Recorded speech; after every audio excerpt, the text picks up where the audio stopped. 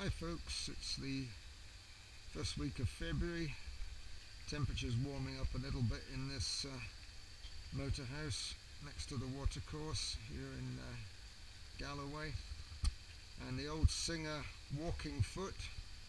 This is a very good machine for leather, and it'll cope with multiple layers of double duck, which is this material.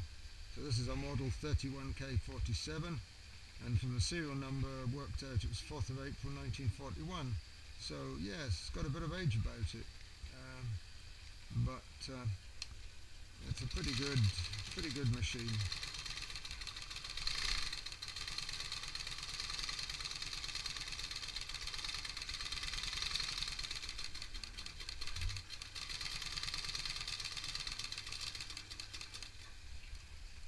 So that's the top and bottom parts for a side screen. This is a front side screen, which I'll show you.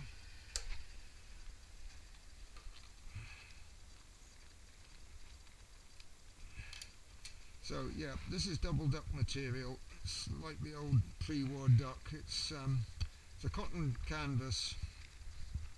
It's 2 layers with an impervious rubber membrane between, bonding the two together, and it's very nice stuff to work with. I much prefer it to vinyl. It's, apart from being authentic, if you do make a mistake with your stitching, for example, and you decide you want to adjust it, it's very tolerant. When you pick the stitches out, you can rub it a bit and you can barely see that you've made a mark, whereas with vinyl you've got a row of perforations which there's no way you can disguise your errors or make adjustments. So this is it's lovely stuff to work with. So yeah, this is a machine I got about 30 years ago at least, and I've trimmed 3 of these American cars in this style with it, so it's a well-worn route for me now. Yeah, it's just a simple thing with a cone clutch and foot control. The cloths are down because the floor's a bit dusty, and when I'm working with a longer workpiece, I don't want it to pick up contamination. So this is the roll of duck material. This is about the typical length of it now. This came from a firm called Martrim. There's also Woolies and Paul Beck Vintage Supplies. 72, 6 feet.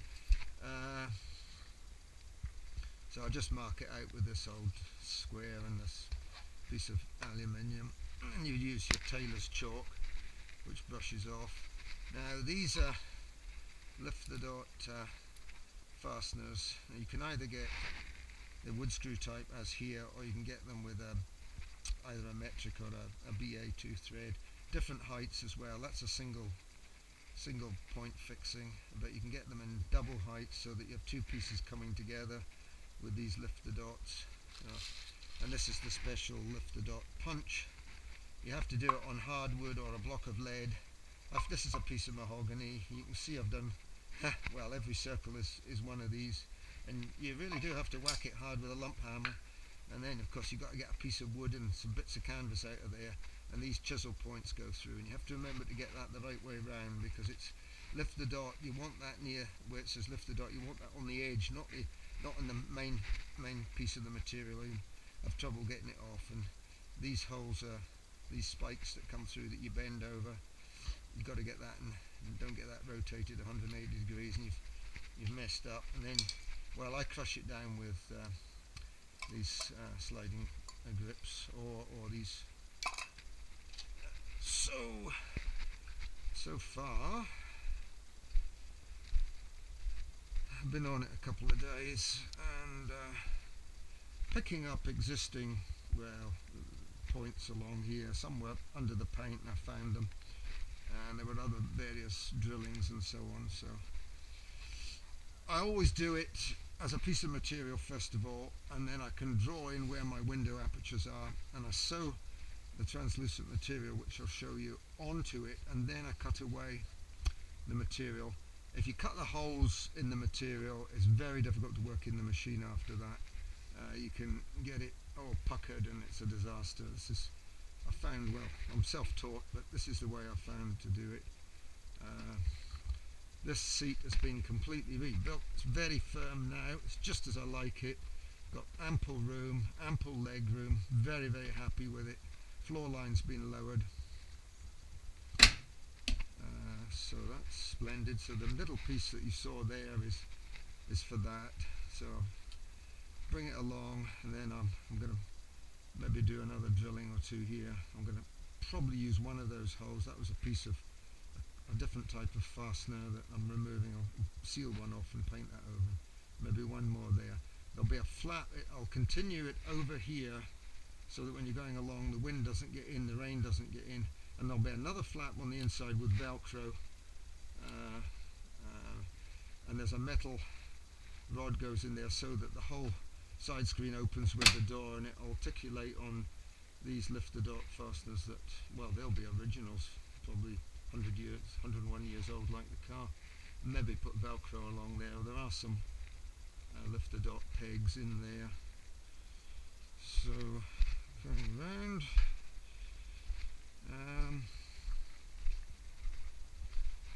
This is the window material. It's called Buyback. Well, that's the proprietary name. I'm not aware of other makers doing this. I've got these there's two pieces here off eBay for a very good price, and I think they'll do most of it. So as I say, you sew this directly to the duck, and then cut out your window apertures. So it's pretty straightforward. I've got slightly different heights on both sides. It's just typical vintage vehicles. I don't know whether they just settle in over the years, and this has shrunk back, unfortunately. It should really be down about there.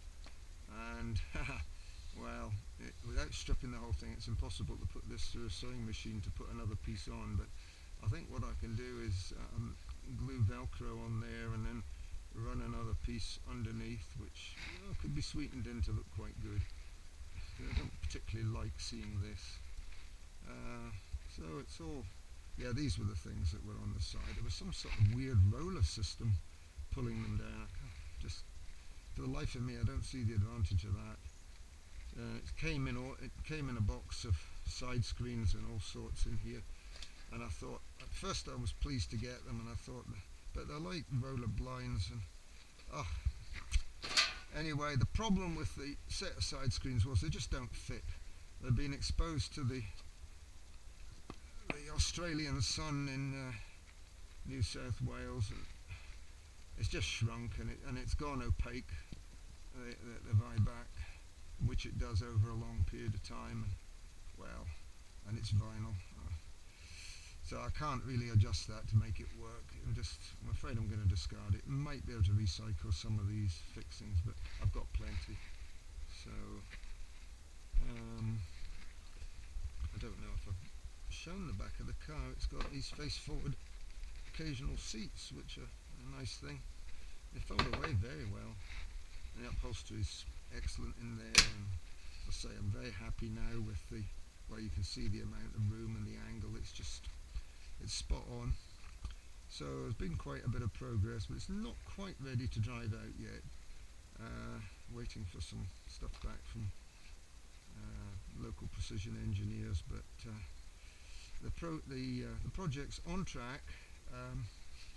Our local club, the South of Scotland Veteran and Vintage Vehicle Club, has its annual open run about the middle of May, so it would be wonderful if it could be out in that, and a few weeks of proving before that, because that's at least an 80-mile run from Dumfries, and then it's a 24-mile round trip from here, or slightly more. So yeah, for a 101-year-old car, it needs to have a really good shakedown and proving before it does anything like that, and if it can accomplish that run, I'll be very happy indeed. So it's a big car. It isn't necessarily suitable for going out on narrow back roads on my own, perhaps, but I've got other cars like this Wayman Alpha, fabric bodied. It's got a well, yes, what's it got? Oh, I'll show you. It's got an Alfa Romeo 2-litre engine in there. I think that's about 130 bhp, and this thing is extremely light. It's a soft top. It's a load of fun. It's noisy. 5 speed, excellent brakes, inboard discs and discs on the front. So, yeah, I'm afraid it's being used as a bit of a workbench at the moment. But, well, I'm an untidy worker, but I'd like to think that I'm at least a worker that keeps up momentum. I try and do as much as I can myself, but I'd be lost without precision engineers locally who are really sympathetic and capable. So that's all for now, folks.